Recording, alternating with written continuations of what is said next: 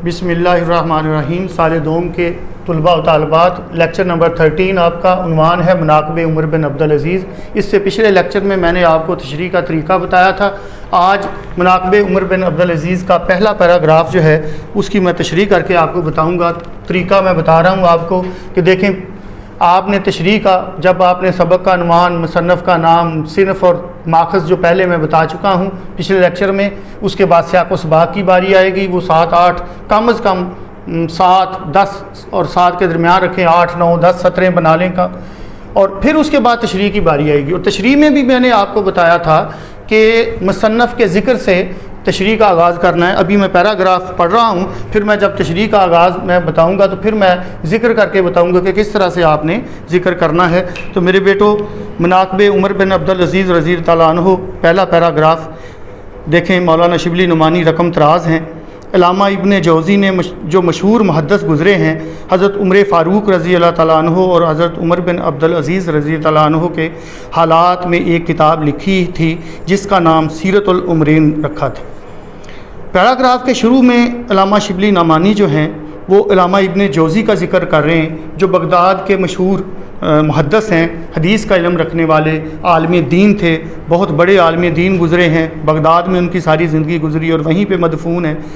उन्होंने एक किताब मरतब की थी, एक लिखी थी किताब सीरतुल उमरीन, जिसमें उन्होंने दोनों उमर, जो तारीख़ इस्लाम के दो बहुत कादावर अशख़ास हुए हैं, जिनमें खलीफा दोम हज़रत उमर फ़ारूक रज़ी अल्लाह तआला अन्हु और फिर उनकी पोती का बेटा, ये देखें कि एक रिश्ता है हज़रत उमर फ़ारूक रज़ी अल्लाह तआला अन्हु और हज़रत उमर बिन अब्दुल अज़ीज़ रज़ी अल्लाह तआला अन्हु के दरमियान, कि हज़रत उमर फ़ारूक रज़ी अल्लाह तआला अन्हु की जो पोती थी वो आपकी माँ हैं हज़रत उमर बिन अब्दुल अज़ीज़ रज़ी अल्लाह तआला अन्हु की। तो दोनों जो उमर थे, जो दोनों जो हैं वो इस्लाम के बड़े नामवर खलीफा बने हैं। एक दूसरे हैं और एक को 5वां खलीफा करार दिया जाता है। उनके बारे में अल्लामा इब्न जौज़ी ने एक किताब तहरीर की। अल्लामा शिबली नुमानी कहते हैं कि हमने ये किताब मिस्र में कुतुब खाना खुदैविया में देखी थी। मिस्र इस्लाम का एक और बड़ा किला पाकिस्तान की तरह से, जिसका आजकल दारुल हुकूमत काहिरा है। दरिया नील और नहर सवीज़ और अहराम मिस्र के हवाले से बहुत बड़ा एक नाम है मिस्र का। मिस्री तहज़ीब दुनिया की पुरानी तहज़ीबों में शामिल है, जैसे इराक़ी तहज़ीब है, जैसे वादी सिंध की तहज़ीब है, इसी तरह से मिस्र की तहज़ीब है। वहाँ कुतुब खाना खुदैविया, खुदैविया खुदावंद से या मालिक से लफ्ज़ निकला है, तो कुतुब खाने का नाम है खुदैविया। उसमें उन्होंने जो है ये किताब देखी थी, जिससे अल फ़ारूक के लिए बहुत से मुफीद मालूमात इंतखाब किए थे। अल्लामा शिबली नुमानी फरमा रहे हैं कि मैंने अपनी किताब, जो मैंने हज़रत उमर फ़ारूक रज़ी अल्लाह तआला अन्हु की स्वान उमरी लिखी, अल फ़ारूक, इसी तरह से उन्होंने अल नुमान भी लिखी है, अल गज़ाली भी लिखी है, और हाल ही के साथ मिलकर जो अल्लामा शिबली नुमानी हैं वो उर्दू में स्वान निगारी के बानी भी करार दिए जाते हैं। तो उन्होंने अल फ़ारूक, बड़ी मारकातुल-आरा किताब है, उसके लिए उस कुतुब खाना खुदैविया में सीरतुल उमरीन से मालूमात हासिल की थी। उन्होंने इसको जमा मुज़क्कर लिखा है मालूमात को, और अमूमन जो है वो इसको जमा मुन्नस इस्तेमाल किया जाता है कि मालूमात हासिल की। अल्लामा मौसूफ़ यानी अल्लामा इब्न जौज़ी, जिनका पहले तज़किरा आ चुका है, जिनका ज़िक्र पहले हो चुका है, जिनकी तारीफ़ पहले की जा चुकी है, अल्लामा मौसूफ़ ने इस किताब में सिर्फ़ उन बातों को लिया है जो ज़्यादातर उनके अखलाक और अदल व इंसाफ से वास्ता रखती हैं। यानी अल्लामा इब्न जौज़ी ने सीरतुल उमरीन में हज़रत उमर फ़ारूक रज़ी अल्लाह तआला अन्हु और हज़रत उमर बिन अब्दुल अज़ीज़ रज़ी तआला अन्हु के उन हालात का तज़किरा किया है जो उनकी अखलाकियात से तल्लुक़, जिनका और उनके अदल और इंसाफ से, उनके हुकूमत, यानी कोई हुकूमत भी अदल और इंसाफ, मसावात, बराबरी के बगैर तो चल नहीं सकती। तो उन्होंने ज़्यादातर जो है उनके अदल और इंसाफ से और अखलाकी मामलात से जो है इस किताब में तल्लुक़ रखा है, उन वाक़यात को, उन हालात का तज़किरा किया है।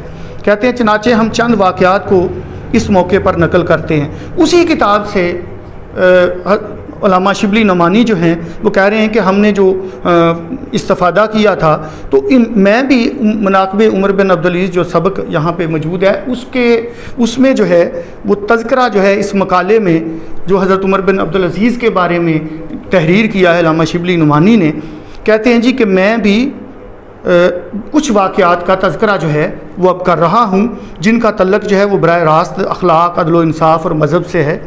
تو کہتے ہیں جی کہ ان میں حضرت عمر بن عبدالعزیز کے واقعات اور حالات میں سب سے زیادہ جو چیز قابل لحاظ ہے وہ غیر مذہب والوں کے ساتھ ان کا طرز عمل ہے۔ حضرت عمر بن عبدالعزیز جو ہیں یہ بنو امیہ، خلافت بنو امیہ جس کا آغاز حضرت امیر معاویہ رضی اللہ تعالیٰ عنہ سے ہوتا ہے، پھر یزید بن معاویہ جس کے دور حکومت میں حضرت امام حسین رضی اللہ عنہ کی شہادت کا دلخراش واقعہ ہوا، پھر اس کا بیٹا معاویہ بن یزید، پھر مروان بن حکم، پھر عبد الملک بن مروان، پھر ولید بن عبد الملک، پھر سلمان بن عبد الملک، اور پھر 8واں جو نمبر ہے خلافت اس میں بنو امیہ کی خلافت میں وہ ہے حضرت عمر بن عبدالعزیز کا، جو عبد الملک کا داماد اور ولید اور سلمان کا جو ہے وہ بہنوئی۔ تو سلمان نے ایک خفیہ وصیت کر کے حضرت عمر بن عبدالعزیز کو جو ہے وہ خلیفہ مقرر کیا تھا۔ چند سال تک ان کی خلافت رہی اور ان کو پھر زہر دے کے جو ہے وہ شہید کر دیا گیا تھا۔ تو ان کا تذکرہ ہو رہا ہے کہ وہ 8ویں جو خلیفہ تھے بنو امیہ کے، اور یہ تقریباً 93 سال تک حکومت رہی ہے بنو امیہ کی، 93 سال تک اس کی حکومت رہی ہے۔ اور حضرت عمر بن عبدالعزیز جو ہے اس سے پہلے وہ حجاز کے مکہ کے گورنر بھی وہ رہے اور خدمات سر انجام دیتے رہے، اور اس وقت وہ بھی بڑے امیر تھے، ان کے پاس بھی جاگیریں تھیں، بعد میں تذکرہ ہوگا اگلے پیراگراف میں۔ تو کہتے ہیں جی کہ ان میں حضرت عمر بن عبدالعزیز کے واقعات اور حالات میں سب سے زیادہ جو چیز قابل لحاظ ہے وہ غیر مذہب والوں کے ساتھ ان کا طرز عمل ہے۔ کہتے ہیں کہ حضرت عمر بن عبدالعزیز رضی اللہ تعالیٰ عنہ کے جو کردار ہے، جو ان کا دور حکومت ہے، اس کی ایک نمایاں خصوصیت جو ہے ان کے کردار کی، ان کے اخلاق کی، اور ان کے نظریہ حیات کی، اور ان کے تصور حکومت کی، وہ سب سے نمایاں خوبی جو ہے وہ یہ ہے کہ وہ مسلمانوں کے ساتھ تو اچھا سلوک کرتے ہی تھے، وہ غیر مذہب والوں کے ساتھ جو ان کے اقلیم میں، ان کے حکومت میں، ان کی ریاست میں جو غیر مسلم آباد تھے، جن میں عیسائی بہت بڑی تعداد میں تھے، یہودی تھے اور مجوسی وغیرہ بھی تھے، آتش پرست وغیرہ، تو ان کے ساتھ بھی ان کا جو تعلق تھا، جو رویہ تھا وہ بہت اچھا تھا۔ حالانکہ اگر ہم تاریخ پڑھیں تو ان سے پہلے عبد الملک اور ولید اور اس طرح کے جو بنو امیہ کے حکمران آئے، انہوں نے نو مسلموں کے ساتھ بھی بڑا ماندانہ رویہ اختیار کیا ہوا تھا، ان پر بھی عجیب و غریب قسم کے وہ ٹیکس لگا دیتے تھے، اور غیر مسلموں کے ساتھ ان کا رویہ بڑا ہارش، بڑا سخت ہوتا تھا۔ اس لیے جب آپ کی حکومت آئی تو یکسر آپ نے جو ہے وہ نظام حکومت کو تبدیل کر کے رکھ دیا، اسی وجہ سے ان کو جو ہے وہ 5واں خلیفہ راشد قرار دیا جاتا ہے۔ کہتے ہیں جی عمر بن عبدالعزیز رضی اللہ تعالیٰ عنہ مذہب کی مجسم تصویر تھے، مجسم یعنی سراپا، مکمل طور پہ وہ مذہب میں کے رنگ میں رنگے ہوئے تھے، ان کا اوڑھنا بچھونا مذہب تھا، اور مذہب سے ہٹ کر وہ نہ کوئی بات سوچتے تھے نہ وہ کرتے تھے۔ اب دیکھیں میں نے یہاں لکھا ہوا ہے 52 اشعار میں، جلال بادشاہی ہو کہ جمہوری تماشا ہو، جدا ہو دین سیاست سے تو رہ جاتی ہے چنگیزی۔ اگر آپ سیاست سے دین کو الگ کر دیں، حکمران جو ہے وہ مذہب سے اور دین سے الگ ہو جائے، اور تو پھر کیا ہوتا ہے، پھر وہ ہلاکو خان یا چنگیز خان بن جاتا ہے، وہ ظالم بن جاتا ہے۔ نگاہ بلند سخن دل نواز جہاں پر سوز، یہی ہے رخت سفر میر کارواں کے لیے۔ اسی طرح سے قوم مذہب سے ہے، مذہب جو نہیں تم بھی نہیں، قوم مذہب سے ہے، مذہب جو نہیں تم بھی نہیں، جذب باہم جو نہیں محفل انجم بھی نہیں۔ ان اشعار سے آپ اس پیراگراف میں مدد لیں گے۔ مذہبی حیثیت سے ان کو عمر ثانی کا لقب دیا گیا، چونکہ وہ مذہب پر بڑی سختی سے کاربند تھے، مذہبی اصولوں پہ اپنی ریاست کو استوار کیا ہوا تھا، جس طرح سے حضرت عمر فاروق رضی اللہ عنہ نے اپنی دور حکومت میں مذہبی اصولوں کی پاسداری کی، اسی طرح سے حضرت عمر بن عبدالعزیز نے بھی مذہبی اصولوں کی پاسداری کی، اسی وجہ سے ان کو عمر ثانی کہا گیا، محض نام کی وجہ سے نہیں۔ اور میں نے اس دن ایک شعر بولا تھا، ہم کو اچھا نہیں لگتا کوئی ہم نام تیرا، ہم کو اچھا نہیں لگتا کوئی ہم نام تیرا، کوئی تجھ سا ہو تو پھر نام بھی تجھ سا رکھے۔ اس شعر سے بھی آپ استفادہ کریں گے۔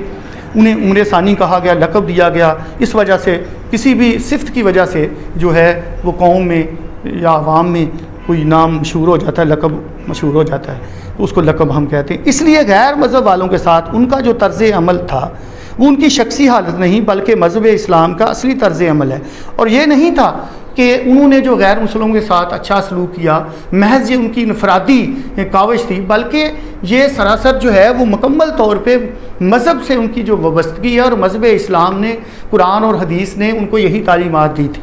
اسی وجہ سے انہوں نے طرز عمل، یہ اچھا طرز عمل اختیار کیا، اور یہ ان کا ذاتی طرز عمل نہیں بلکہ اجتماعی طرز عمل ہے اسلام کا، اور اسلام نے اسی کا درس دیا ہے اپنے حکمرانوں کو اور عوام کو بھی۔ ان واقعات میں سے ہم ایک واقعے کا ذکر کرتے ہیں، اگلے پیراگراف میں اس واقعے کا ذکر ہوگا۔ یہ پہلا پیراگراف ہے۔ اب تشریح جب آپ کریں گے تو آپ شبلی نعمانی کے تذکرے سے کریں گے کہ مولانا شبلی نعمانی اردو زبان کے نامور محقق، نقاد، مقالہ نگار، تاریخ نویس، تذکرہ نگار، سوانح نگار اور شاعر کے طور پر اپنی پہچان رکھتے ہیں۔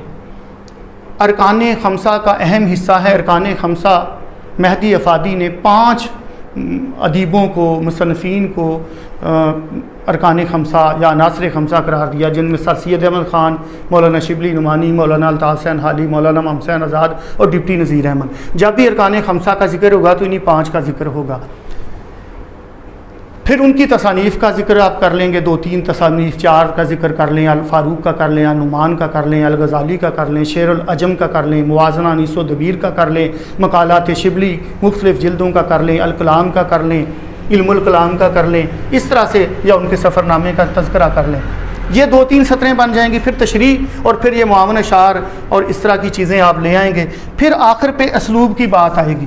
آخری جب 2 صفحے کی تشریح آپ کی تکمیل کے مراحل میں ہوگی، آخری یا 1.5 صفحے یا 2 صفحے کی آپ کرتے ہیں، تو آخری 2 سطروں میں پھر علامہ شبلی نعمانی کے طرز نگارش، ان کے طرز تحریر، ان کے اسلوب کی بات کریں گے کہ علامہ شبلی نعمانی کا اسلوب جو ہے، اس کا انداز جو ہے وہ بڑا عالمانہ، خطیبانہ ہے، وہ بڑے پرشکو الفاظ استعمال کرتے ہیں، ان کی عبارت میں، ان کی تحریر میں بلا کی روانی ہے۔ اس طرح کی باتیں جو ہیں وہ آپ 2-3 کا تذکرہ کر کے اپنی تشریح کو مکمل کریں گے۔ تو آج میرے بیٹے ایک پیراگراف جو ہے، پہلا پیراگراف ناقب عمر بن عبدالعزیز میں سے، اس میں سے کچھ باتیں میں نے آپ کو بتائیں، جس میں آپ ایڈ کریں گے کہ خلافت بنو امیہ جو 93 سال پر محیط ہے، اس میں 8واں نمبر ہے عمر بن عبدالعزیز کا۔ ان سے پہلے 7 حکمران گزر چکے تھے، لیکن ان 7 سے اور آنے والے تمام خلفاء سے ان کا جو طرز حکمرانی ہے وہ یکسر الگ ہے۔ انہوں نے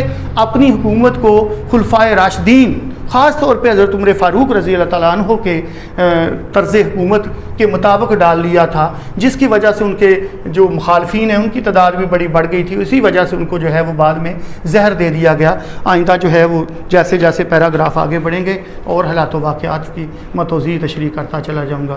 تھینک یو ویری مچ۔